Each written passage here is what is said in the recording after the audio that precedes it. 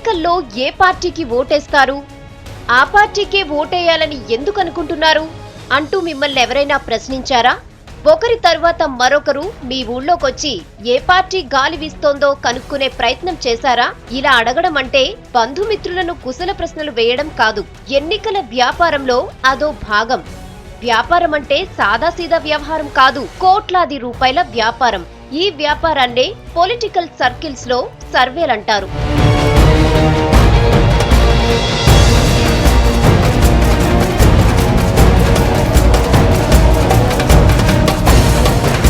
దేశవ్యాప్తంగా అన్ని రాష్ట్రాల్లో రాజకీయ పరిస్థితులను అంచనా వేయడానికి చాలా రోజుల కిందటే రంగంలోకి దిగాయి సర్వే సంస్థలు. ఢిల్లీ, ముంబై కేంద్రాలుగా పనిచేస్తుంటాయి ఈ సర్వే సంస్థలు. దేశంలోని అన్ని రాష్ట్రాల్లో, ముఖ్య పట్టణాల్లో ఈ సంస్థల ప్రతినిధులుంటారు. అక్కడి స్థానిక పరిస్థితులు, జిల్లా, రాష్ట్ర పరిస్థితులను అంచనా వేస్తారు. దీనికోసం వందలాది మందిని ప్రశ్నలతో ఉక్కిరిబిక్కిరి చేస్తారు. నివేదికలను హెడ్ ఆఫీస్ కు పంపిస్తారు.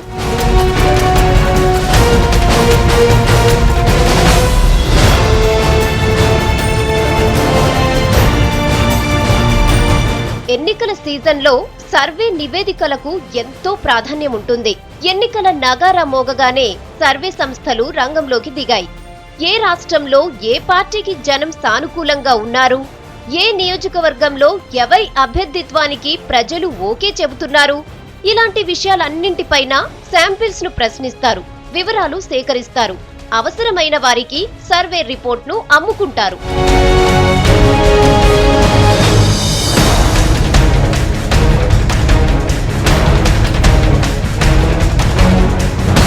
కొత్తగా రాజకీయాల్లోకి చేరిన కార్పొరేట్ దిగ్గజాలు కొంతమంది తమ కోసం ప్రత్యేకంగా సర్వేలు చేయించుకున్న సందర్భాలు కూడా ఉన్నాయి. ఫలానా నియోజకవర్గం ఏ పార్టీకి అనుకూలంగా ఉంది, పాలిటిక్స్ లో సడన్ గా పైకి రావాలంటే ఏ పార్టీలో చేరితే బెటర్, ఇలాంటి ప్రశ్నలకు సమాధానాల కోసం సర్వే సంస్థలపైనే ఆధారపడుతుంటారు.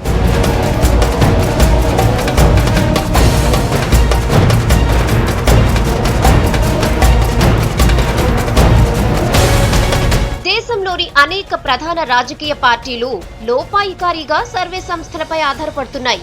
ధీటైన అభ్యర్థుల ఎంపిక దగ్గర నుంచి ఎన్నికలకు సంబంధించిన అనేక అంశాలపై గుట్టుచప్పుడు కాకుండా సర్వేలు చేయించుకుంటున్నాయి. సర్వే సంస్థల ఫలితాల ఆధారంగా నిర్ణయాలు తీసుకుంటున్నాయి.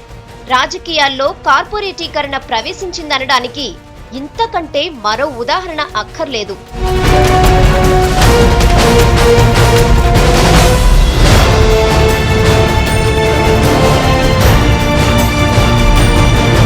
ఎన్నికల సీజన్లో సర్వే సంస్థలకు డబ్బే డబ్బు.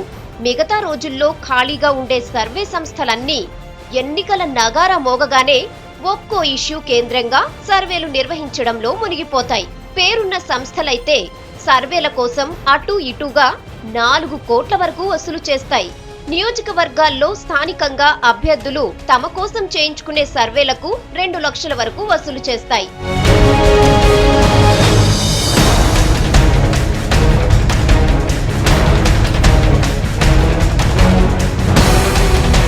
సర్వే అంటే సైంటిఫిక్ గా జరగాలి.